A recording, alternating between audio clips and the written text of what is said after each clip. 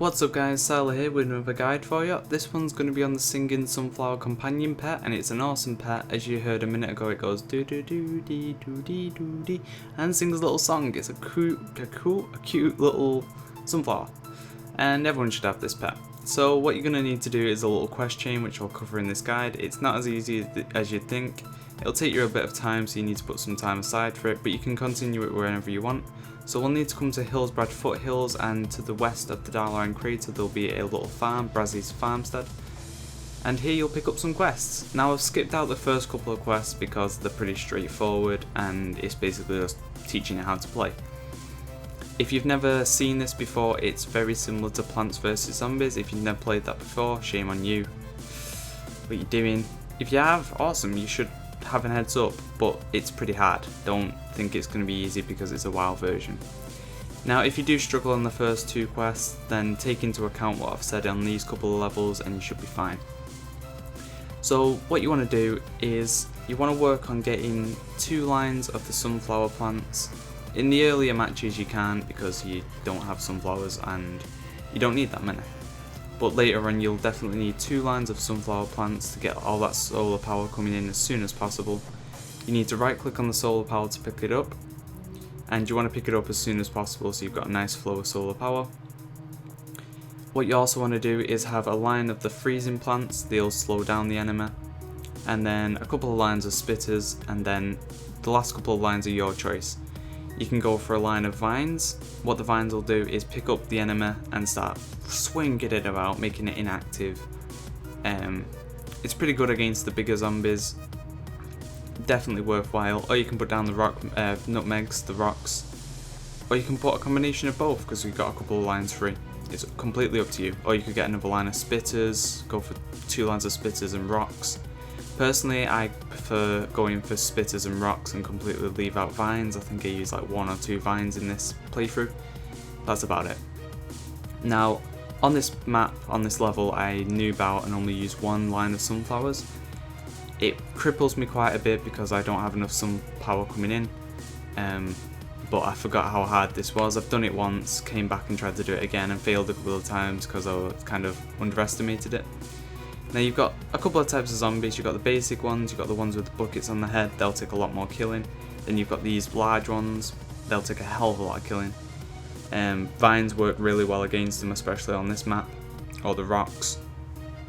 But it doesn't matter, if a zombie kills all your plants on the line and hits these green things at the very end, what'll happen is that's a lawnmower and it'll activate and mow through the whole line, killing any zombie on that line.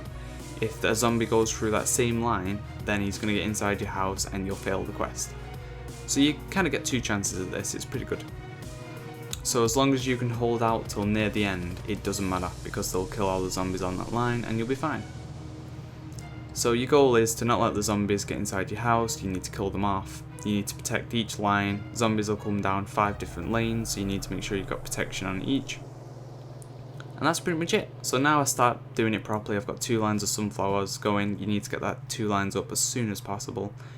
And you want to work on your line of slowing plants, especially against the zombies with the buckets on the heads. You either want a rock in their way or a slowing plant on the lane. But yeah, just try and do that as soon as possible. Now the sunflowers only cost 10, so they're pretty nice to get up. I'd recommend try and get them up as soon as they're off cooldown. See, now we've got quite nice defense. But now we start getting the bigger zombies earlier. Now, what you see me just place was a pumpkin. Pumpkins are really effective. They cover the 8 square radius around them, and they'll just do AoE damage and one-shot most zombies.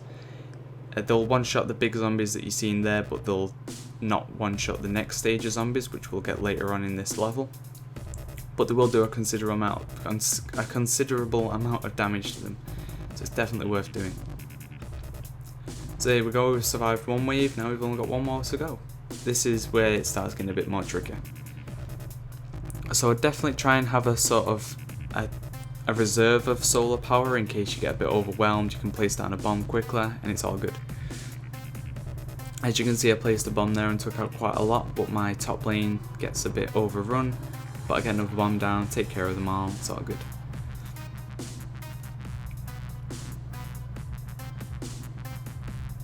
As you can see at this point, I'm pretty much using the bombs off cooldown because they do so much damage. It's really, really nice to use. So now we start getting the A-bombs. The A-bombs won't be one-shot by the pumpkins. You need to make sure they're definitely slowed. Getting a rock in the way is really effective. Getting a vine in the way is really effective as well. But yeah, you don't have to survive for too long. As you can see, I'm about to lose, and that's the end of the wave. So as you can see, I did lose one of my lawnmowers then, but it was fine because it was the end of the map. And we're on to the final level. So once again, same tactic, go for 2 lines of sunflowers.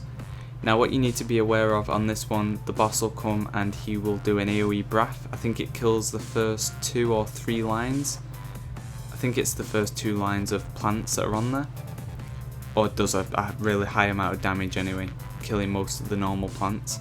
So you need to watch your positioning of plants here. He'll also put down a gas cloud, which will slowly kill your plants over time, the ones that are in that square. You do get quite a while to set up and get your defences up and going. You don't have to deal with big zombies in this, you only deal with the ones with buckets on the head and the normal zombies, which makes it quite a lot easier. I spend quite a lot of time on this level because I don't put down pumpkins enough. So here's the boss. The best tactic is to try and get enough holy power reserved that you can be putting pumpkins down every time they're off cooldown. It takes me quite a while to put down pumpkins. Also, your main priority needs to be replacing the sunflowers as soon as they die, and then the frost plants, and then finally the spitters. As you can see, I've got quite a nice amount of holy power or solar power reserved now. I can pretty much get plants up instantly. And then he goes and takes out 2 more of my sunflowers. Not good. He will put down obelisks, which will block you from hitting him. You have to kill the obelisk before those plants and those lanes will be able to hit him. And I think he does his AoE breath in a minute. I think it's 3 lines. There we go, yeah, 3 lines wide. So you need to watch your position of your plants. As you can see, my 3 spitters got instantly killed, which wasn't good, wasted solar power.